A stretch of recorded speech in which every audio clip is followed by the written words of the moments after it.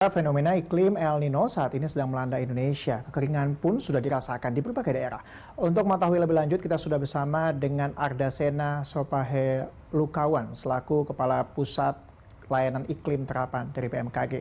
Selamat siang Pak Ardasena. Pak Ardasena, kita kan tahu ya bahwa ini El Nino ini menjadi kata yang sangat populer saat ini. Dan Indonesia juga sudah merasakannya begitu. Dampaknya adalah kekeringan. Tapi mungkin kita bisa merecall sedikit begitu. El Nino ini apa penyebabnya Pak? Dan juga kemudian dampak signifikan apa yang akan dibawa oleh El Nino untuk suatu wilayah seperti negara di Indonesia ini? Ya, terima kasih. Jadi biasanya dalam keadaan normal di wilayah Indonesia itu karena kita dikelilingi lautan, itu kita banyak hujan karena lautnya itu panas.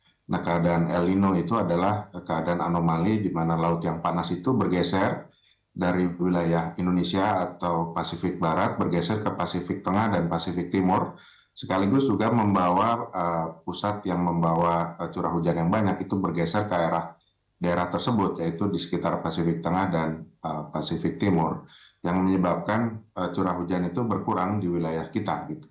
Dan sekaligus juga laut kita mendingin. Jadi kurang lebih secara sederhana, El Nino adalah fenomena yang seperti demikian, Mas Cesar. Apakah kemudian fenomena El Nino ini terjadi secara siklus tahunan? Karena kita tahu bahwa Indonesia kan hanya dua iklim, ya Pak ya, panas dan juga hujan, begitu. Nah, apakah ini secara reguler begitu datang ke Indonesia, kemudian juga mempengaruhi bagaimana Indonesia mengalami kekeringan ataupun di musim basah ini? Jadi memang fenomena El Nino itu fenomena alamiah, dia terjadi beberapa tahun sekali, atau kita biasa bilangnya sebagai fenomena antar tahunan yang siklusnya itu 4-7 tahun. Gitu. Jadi sebelum yang kejadian sekarang tahun 2023, El Nino terakhir adalah 2018 akhir, walaupun kategorinya sebenarnya lemah.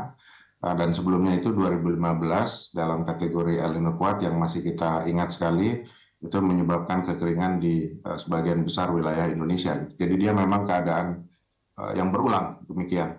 Apa kemudian yang membedakan El Nino ini dengan El Nino yang terakhir kita alami? Apakah ada temuan bahwa akan signifikan di tahun ini, Pak? Jadi memang El Nino itu ada beberapa tingkatan ya. Tahun 2015 itu terakhir di mana El Nino itu intensitasnya kuat, yang mengakibatkan kita itu defisit hujannya cukup signifikan di pertengahan musim kemarau dan juga menggeser awal musim hujan kita menjadi terlambat gitu. Nah, untuk yang tahun ini prediksi kami sementara mengatakan paling tidak ini akan kategori moderat gitu. Jadi saat ini memang belum memasuki kondisi El Nino kuat itu. Namun demikian di banyak wilayah semenjak bulan Juni itu mayoritas wilayah Indonesia sebenarnya sudah masuk musim kemarau, 60% wilayah Indonesia sudah masuk musim kemarau. Jadi walaupun sekarang El Nino dampaknya itu belum begitu signifikan, tapi sebenarnya fenomena kemarau itu sudah masuk wilayah Indonesia. Dan ini yang kita lihat gambarnya terjadi beberapa kekeringan di banyak tempat gitu. Nah, El Nino ini kemudian nanti akan datang dampaknya menyusul kemudian yang dalam kategori moderat. Ya. Oke Pak, dari prediksi BMKG, apakah ini akan secara menyeluruh dirasakan di seluruh Indonesia atau hanya provinsi atau daerah-daerah tertentu saja? Dan kalau misalnya daerah-daerah tertentu saja, di wilayah mana yang paling harus waspada Pak?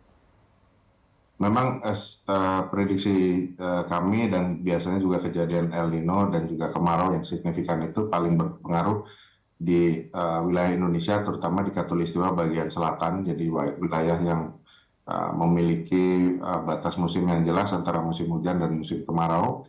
Itu di wilayah selatan Katulistiwa, jadi Sumatera pertengahan hingga bagian selatan hingga Lampung, lalu juga Kalimantan Tengah, Kalimantan Selatan, keseluruhan Pulau Jawa hingga Nusa Tenggara Barat dan Nusa Tenggara Timur, dan juga sebagian Pulau Sulawesi bagian selatan.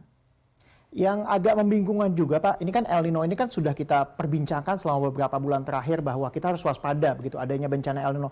Tapi di beberapa tempat ini bencana hidrologi masih terus terjadi. Misalnya ada longsor, kemudian juga beberapa kasus juga ada banjir. Pak, apakah ini merupakan anomali yang biasa untuk wilayah Indonesia? Fenomena El Nino ini fenomena yang panjang kan, dia terjadinya durasinya itu selama beberapa bulan. Nah, selama episode beberapa bulan tersebut, memang masih dimungkinkan terjadinya episode hujan-hujan gitu.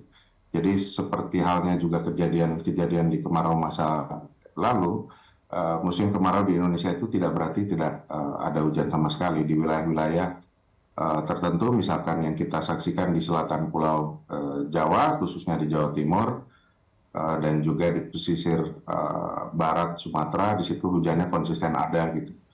Namun yang perlu diwaspadai adalah di sebagian besar wilayah Indonesia itu neraca airnya kan saat ini defisit dan kita sudah memasuki wilayah kemarau, memasuki musim kemarau sebenarnya.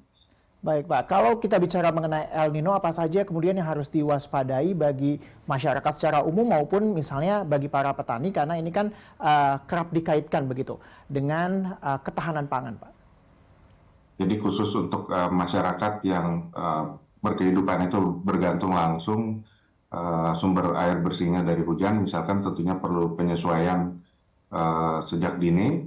Demikian juga lahan-lahan pertanian tada hujan yang bergantung langsung seperti tadi kita lihat gambarnya itu perlu penyesuaian misalkan dengan mengganti pola tanamnya dengan palawija, misalkan itu langkah yang adaptasi yang menurut saya perlu dilakukan. Baik, terakhir Pak, untuk masyarakat umum adakah himbauan-himbauan yang harus disiapkan begitu untuk menghadapi misalnya fenomena El Nino ini?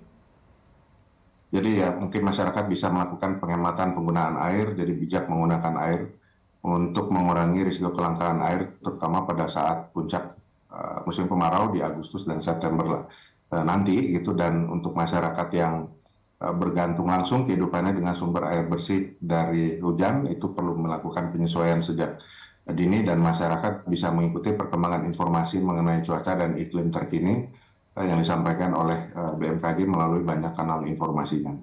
Baik, Pak Arda Sena, terima kasih informasinya. Artinya bahwa masyarakat juga harus tetap bijak menggunakan air ya, karena fenomena El Nino ini puncaknya baru akan Agustus hingga September diprediksi. Terima kasih Pak Arda Sena.